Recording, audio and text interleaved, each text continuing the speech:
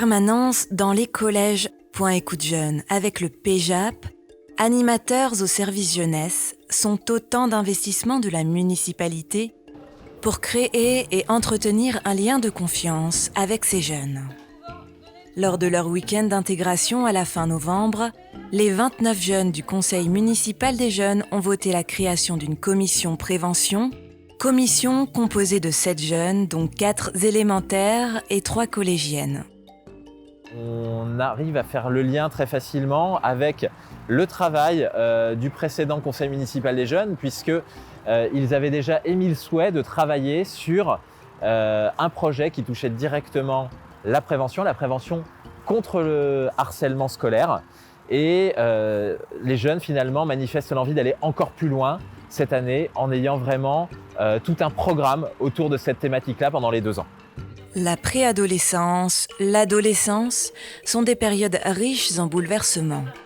Et l'ère des médias sociaux fragilise encore plus leur estime d'eux-mêmes. Les jeunes de la commission ont décidé de délier les langues au travers d'un court-métrage sur l'estime de soi. L'estime de soi, c'est quelque chose qui touche à l'intime. Et c'est pas toujours facile pour un jeune qui a entre 11 et 17 ans de parler vraiment de ce qu'il ressent. C'est pas forcément à ses parents qu'on va s'adresser et c'est là qu'on intervient. C'est là qu'on peut avoir une valeur ajoutée. C'est un animateur avec qui on va avoir une complicité, à qui on va dire qu'on n'est pas bien actuellement, qu'on n'est pas bien dans sa peau. Marie-Lou, maire du CMJ et élue de la commission prévention, a été à l'initiative du projet. L'idée du court-métrage, c'est que j'ai remarqué qu'à l'école et aussi dans mon cas personnel, il y avait beaucoup de suite au fait que beaucoup de personnes se sentaient dévalorisées, qu'ils avaient peu de confiance en soi et ça pouvait causer de gros problèmes au niveau de la société et de l'entourage des personnes. Je pense que les jeunes, ils se sentent pas tout le temps hyper bien et je trouve qu'il y a pas mal de pression un peu sociale au collège, au lycée, même quelquefois en primaire où il faut être un peu rentré dans les catégories, etc. Donc c'est pour ça que je trouve ça important de parler de ça et puis que tout le monde puisse se sentir bien et qu'il n'y ait pas de pression.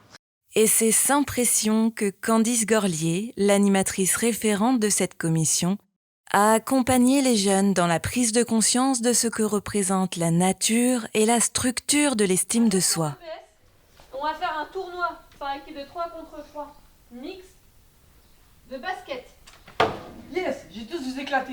C'est pas une science exacte et elle va dépendre d'un individu à l'autre, que ce soit à 7 ans, à 8 ans, à 20 ans, à 30 ans. Et même à 60 ans, c'est assez compliqué parce qu'en fait, l'estime de soi regroupe 3 choses qui sont la confiance en soi, l'image de soi et l'amour de soi.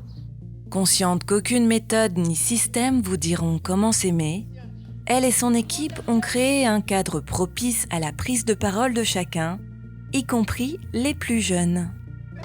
Je vais aller dire à Léo qu'est-ce qui se passe. Je vais lui dire que c'est bien de ne pas faire comme les autres et après il va reprendre de l'estime. J'essaie de veiller à ce que le jeune se sente bien, essayer de créer vraiment ce cadre et cet environnement où il n'y a pas de moquerie finalement. Benjamin Perron, l'animateur multimédia et réalisateur attentif de ce court-métrage, les a accompagnés tout au long du processus de production. Dis-toi que c'est vraiment tes yeux, ok ? Donc t'hésites pas, tu bouges un petit peu, tu regardes. Ça parle d'un nouveau collégien qui arrive dans un collège à Vélizy. Il connaît personne, tout le monde l'observe quand il a de mauvaises notes. Ses parents sont toujours au travail.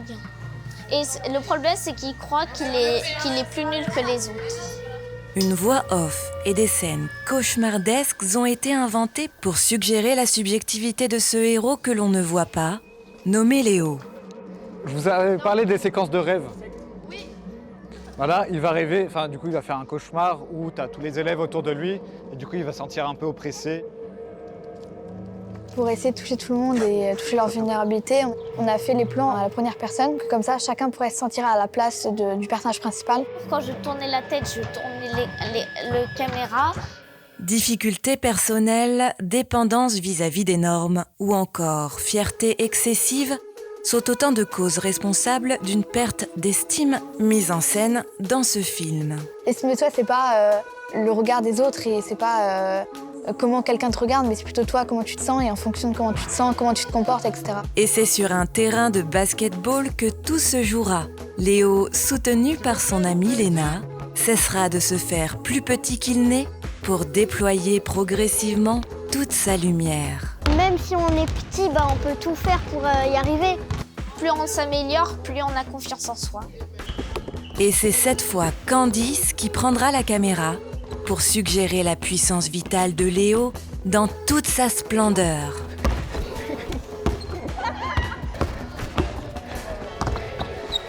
Et dès qu'ils mettent le panier, tu vas apprendre que tu as perdu. Et donc à ce moment-là, les filles elles vont venir vers toi.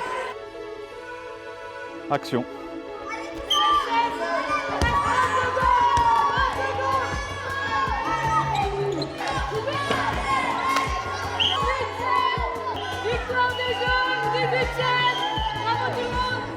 Ça vous dit qu'on s'inscrit dans un club de basket ensemble? Je suis sûre qu'on peut tout gagner maintenant. Et c'est l'objectif des jeunes par ce court-métrage de répondre à l'objectif qu'ils se sont fixés, accepter tout le monde comme il est. Qui de mieux que les jeunes pour parler aux jeunes, d'une part, et comme je dis toujours, si on arrive ne serait-ce qu'à ouvrir la parole pour une personne, leur challenge sera gagnant. Rendez-vous à la fin de l'été pour découvrir ce court-métrage immersif des plus ambitieux.